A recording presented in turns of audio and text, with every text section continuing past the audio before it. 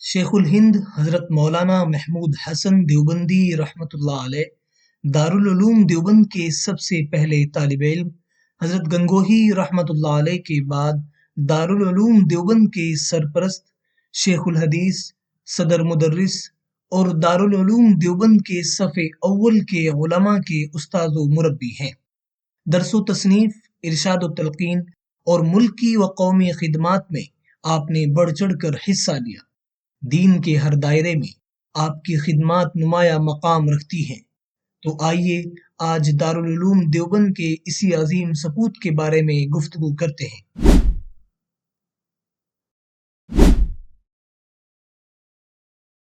حضرت شیخ الہند رحمۃ اللہ علیہ کی پیدائش 1268 ہجری 1851 عیسوی میں بریلی میں ہوئی، جہاں ان کے والد ماجد مولانا ذوالفقار علی رحمۃ اللہ علیہ سرکاری محکمہ تعلیم سے وابستہ تھے۔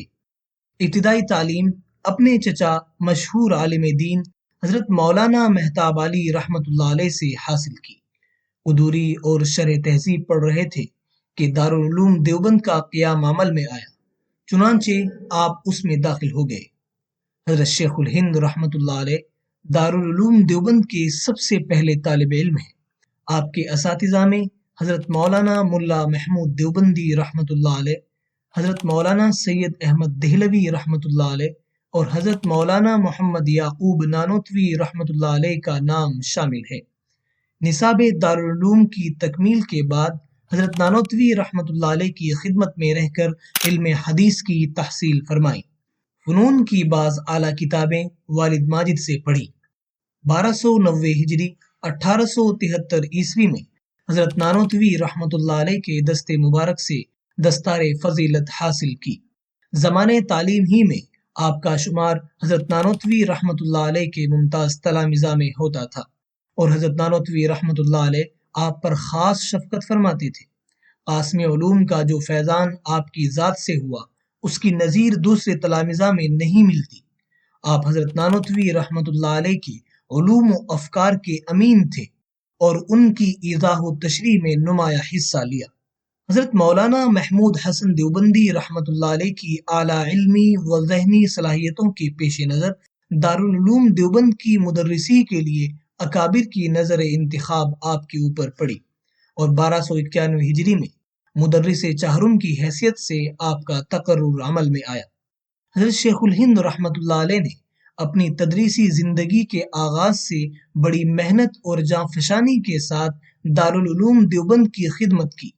کبھی کبھی آپ کے ذمے 19 کتابوں کا سبق متعلق ہوتا تھا، اور آپ مغرب و عشاء اور فجر کے بعد بھی اسباق پڑھاتے تھے۔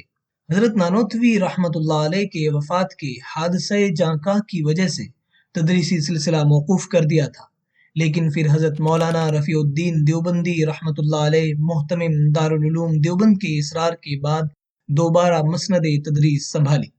1308 ہجری مطابق 1890 عیسوی میں حضرت مولانا سید احمد دہلوی رحمۃ اللہ علیہ کے بعد دارالعلوم دیوبند میں صدارت تدریس کے منصب پر فائز ہوئے۔ دارالعلوم دیوبند میں صدارت تدریس کا مشاہرہ اس وقت 75 روپے تھا، مگر آپ نے 50 روپے سے زیادہ کبھی قبول نہیں فرمائے۔ بقیہ 25 روپے دارالعلوم کے چندے میں شامل فرما دیتے تھے۔ ظاہری علم و فضل کی طرح باطن بھی آراستہ تھا۔ طریقت کی تحصیل حضرت گنگوہی رحمۃ اللہ علیہ کی بارگاہ میں کی تھی۔ جب آپ کو سلوک و تصوف میں کمال حاصل ہو گیا تو حضرت حاجی امداد اللہ مہاجر مکی رحمۃ اللہ علیہ کو تحریر فرمایا کہ مولوی محمود حسن اب اس مقام پر پہنچ چکے ہیں کہ حضرت کی طرف سے ان کو اجازت و خلافت عنایت فرما دی جائے۔ جب تک حضرت حاجی صاحب رحمۃ اللہ علیہ حیات تھے، حضرت گنگوہی رحمۃ اللہ علیہ بالعموم خود اجازت و خلافت دینے کے بجائے آپ سے سفارش کرتے تھے، اور حاجی صاحب رحمۃ اللہ علیہ اجازت و خلافت کی تحریر بھیج دیتے تھے، پھر اس کے بعد آپ بھی اپنی طرف سے اجازت و خلافت دے دیتے تھے۔ حضرت شیخ الہند رحمۃ اللہ علیہ وظائف، شب بیداری اور تہجد گزاری کے ہمیشہ پابند رہے۔ جن ایام میں آپ 18-19 اسباق پڑھاتے تھے، عشاء اور فجر کے بعد بھی درس ہوتا تھا، رات میں مطالعہ بھی کرتے تھے، اور شب بیداری کے معمول میں کبھی فرق نہیں آتا تھا۔ اسارت مالٹا کے زمانے میں جبکہ وہاں کی سردی اور برفانی ہوائیں نوجوان ہمراہیوں کے لیے ناقابل برداشت تھی۔ آپ بڑھاپے اور لاغری کی حالت میں بھی رات کو اخیر پہر اٹھ کر اپنے مولا سے راز و نیاز میں مصروف ہو جاتے۔ آپ کی زندگی میں بڑی سادگی تھی۔ گفتار و کردار، عادات و اطوار اور لباس وغیرہ میں کسی طور پر برتری کا اظہار نہیں فرماتے تھے۔ تواضع و خاکساری طبیعت میں بہت زیادہ تھی۔ غربا اور معمولی آدمیوں میں رہنا پسند فرماتے تھے۔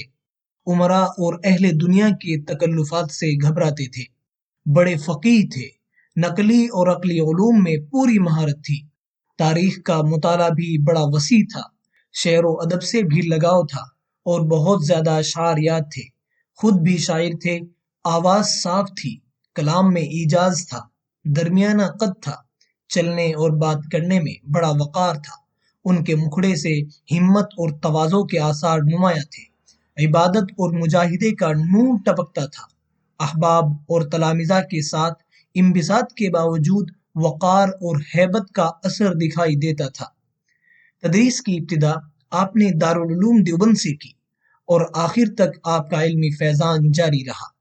آپ کے درس کا امتیاز تحقیق اور ایجاز تھا۔ لب لباب پر اختصار فرماتے تھے۔ محدثین اور ائمہ مجتہدین کا بے حد احترام کرتے تھے۔ آپ کے حلقہ درس کو دیکھ کر سلف صالحین اور اکابر محدثین کے حلقہ حدیث کا نقشہ نظروں میں پھر جاتا تھا۔ قرآن و حدیث حضرت کی زبان پر تھا۔ صحابہ و تابعین اور فقہاء و مجتہدین کے اقوال اور ائمہ اربعہ کے مذاہب ازبر تھے۔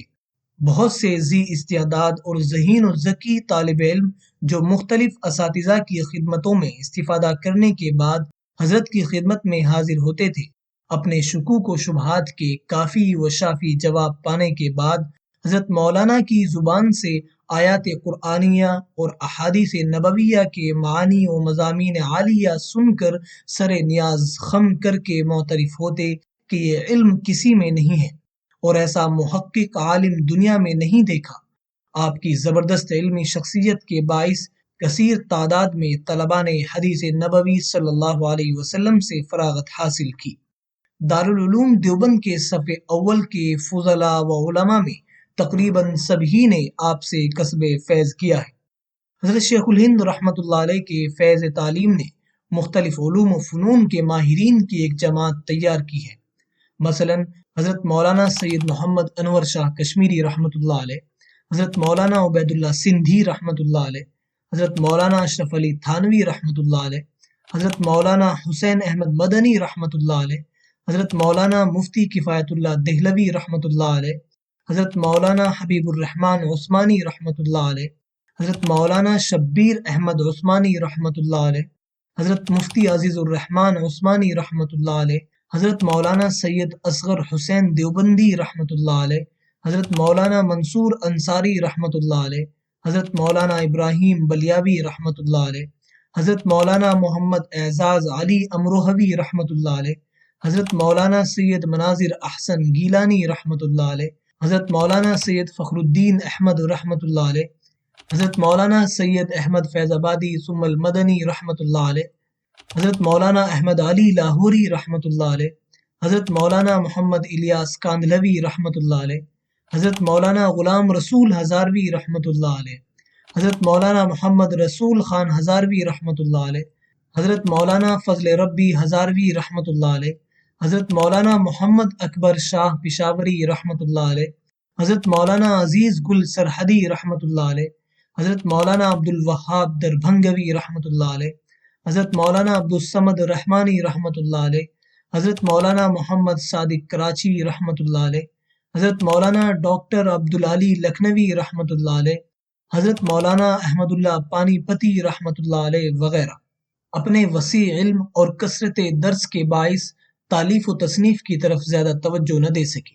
ابتدائی 25-30 سال تو درس و تدریس میں مشغول رہے اور اس کے بعد تا زندگی مجاہدانہ سرگرمیوں میں مصروف رہے، مگر اس کے باوجود آپ نے نہایت قابل اور ماہرین علم و فن شاگردوں کی ایک جماعت کے ساتھ گرا قدر علمی ورثہ بھی چھوڑا ہے۔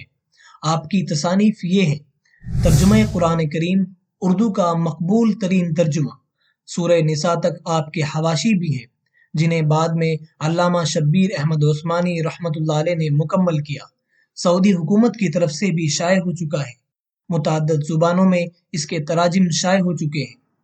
الابواب والتراجم، صحیح بخاری کے تراجم ابواب کی مختصر شرح، تقریر ترمذی عربی، حواشی و تعلیقات علی سنن ابی داود، حاشیہ مختصر المعانی، جہد المقل فی تنزیہ المعز والمذل، اردو میں مسئلہ امکان کذب کے موضوع پر، الادلۃ الکاملہ، محمد حسین بٹالوی کے 10 سوالوں کے جواب میں، ایضاح الادلہ بجواب مصباح الادلہ از محمد احسن امروہوی، احسن القراء، افادات 2 مضامین کا مجموعہ، فتاوی، مکتوبات شیخ الہند، کلیات شیخ الہند، منظوم کلام کا مجموعہ۔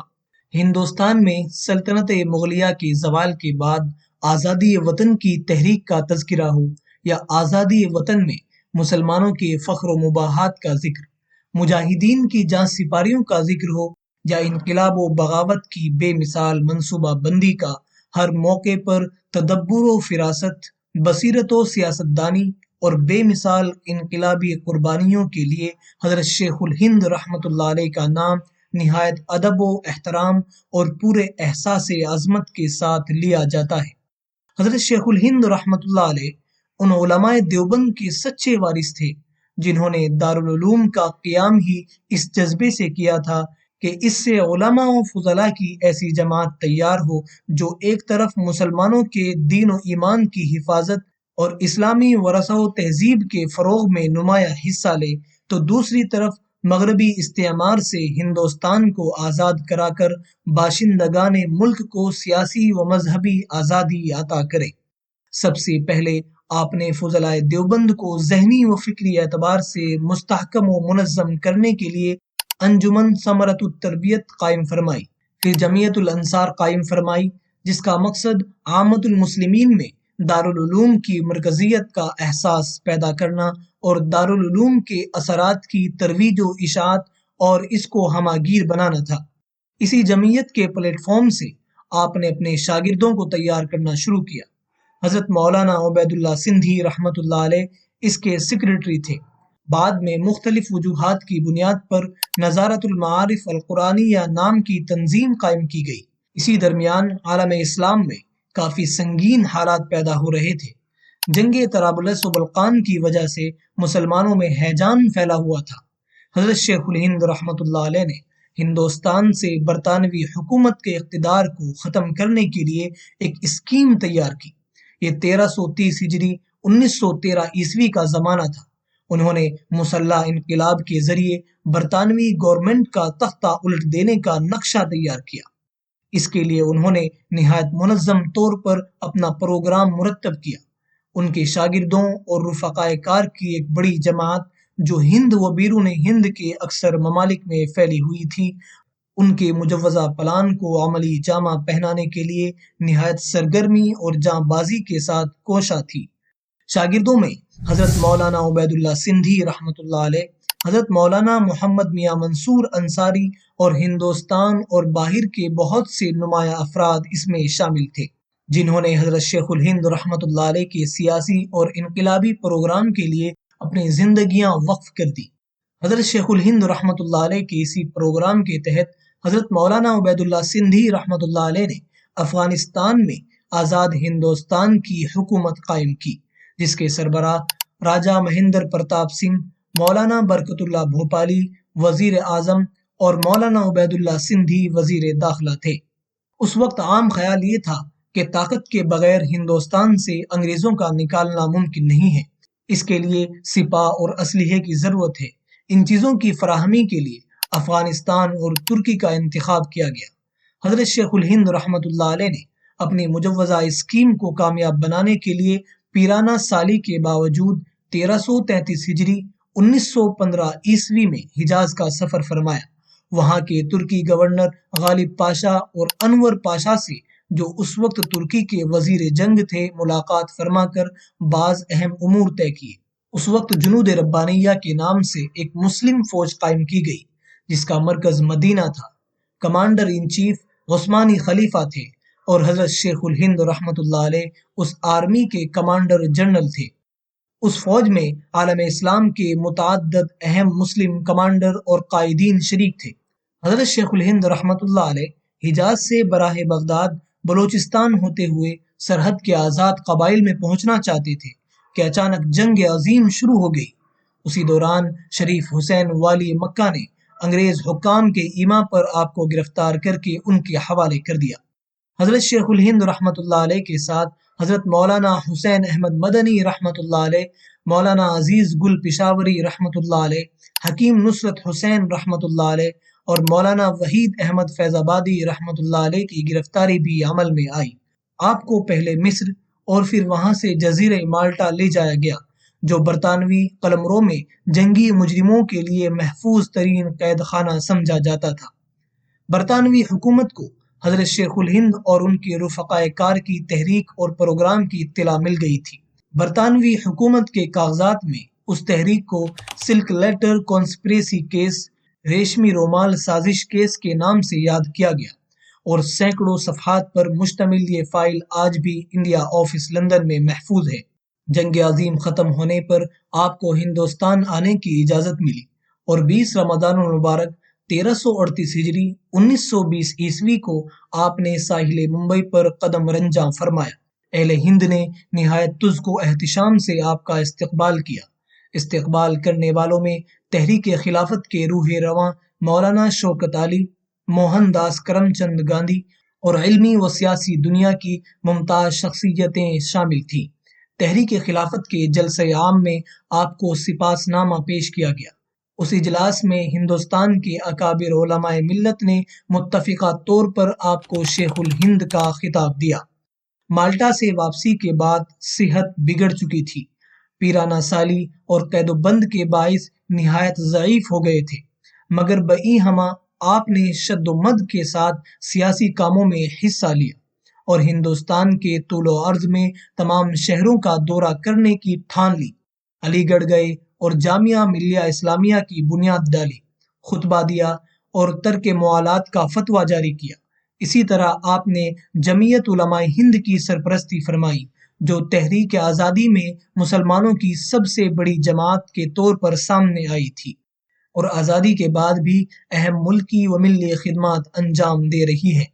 حضرت شیخ الہند رحمۃ اللہ علیہ کے کارناموں کا باب ہندوستان کی سیاسی و اسلامی تاریخ میں جلی حروف سے اسی لیے لکھا گیا کہ انہوں نے تنہا اتنا عظیم الشان کارنامہ انجام دیا جو بڑی سے بڑی تنظیم اجتماعی طاقت کے بل بوتے پر انجام دیتی ہے۔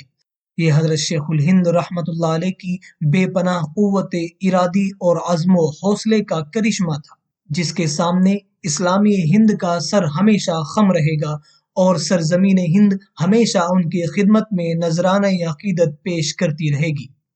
مسلسل جہد و ریاضت، قید و بند اور پیرانہ سالی کے باعث بہت بیمار ہو چکے تھے۔ بالآخر 18 ربیع الاول 1339 ہجری 30 نومبر 1920 عیسوی کی صبح کو دہلی میں داعی اجل کو لبیک کہا۔ جنازہ دیوبند لایا گیا۔ اگلے روز حضرت نانوتوی رحمۃ اللہ علیہ کی قبر مبارک کے قریب یہ گنجینہ فضل و کمالات سپرد خاک کیا گیا۔ انا للہ و انا الیہ راجعون۔ آسماں تیری لحد پر شبنم افشانی کرے، سبزہ نو رستہ اس گھر کی نگہبانی کرے۔ اللہ تبارک و تعالی حضرت کی مغفرت فرمائے، آپ کے درجات بلند فرمائے، آپ کی حسنات کو قبول فرمائے اور آپ کو جنت الفردوس میں اعلیٰ مقام عطا فرمائے۔ آمین یا رب العالمین۔